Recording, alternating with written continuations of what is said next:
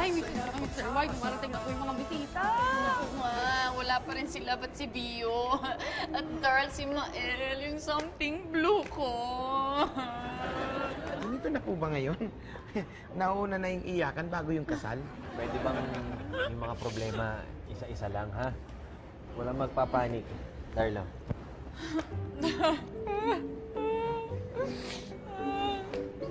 Bulina, tawagin mo ako pag dumating na sila. Darl, hindi kaya nag-cold feet? Cold feet ba, Mrs. White? Sa init na ito?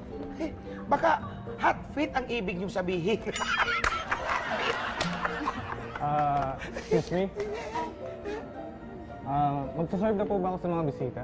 Ay, hindi, mamaya na. Pagkatapos na ng kasal. Okay? Okay. O ngayon, paano to? Paano natin aaliwin yung mga bisita? Pwede akong mag-stand up. Sakto, marami akong bagong jokes.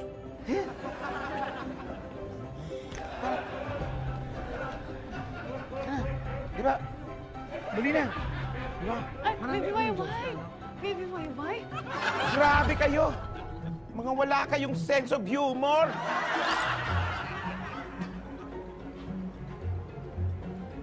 Ay, buti naman dumating na kayo. Ano ba naman, Mael? Dahan-dahan naman. Tatalisod ako eh. Sandali, Ano ba to? bakit ba nakaganto si Bio? Eh, syempre parang hindi niya ako makita, iwas malas. Mrs. White, hindi ko pa rin nakikita yung singsing. Baka pwede bang i-delay muna natin yung kasal? Hindi na pwede, inip na yung mga bisita. Pero hindi pa ako nakakahanap ng singsing eh. Ganon din ikaw, para makakita ka muna ng something blue. Para kay Ate Lab. Sandaling minuto lang naman to. Teka. Ano ba yung sikreto nyo? Hindi, love, wala. Meron kang sariling kwarto. Doon ka namin itatago. Okay? Let's go. Bye-bye. Bye, baby. Bakit may taguan pa? Wala. Lalagay lang nila dun si Lab. Paghihiwalay lang kayo para hindi mo na kailangan lagi naka-eye mask. Yun lang yun. Dito ah. Oo.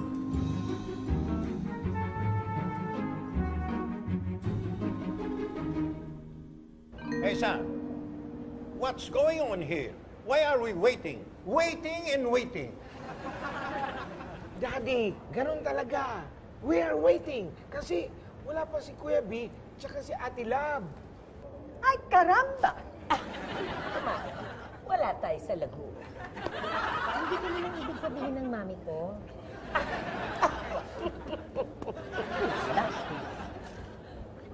Minumura ba ako? Akala ko ba'y marunong kayo mga stila? Ay! Si! Des Pangones.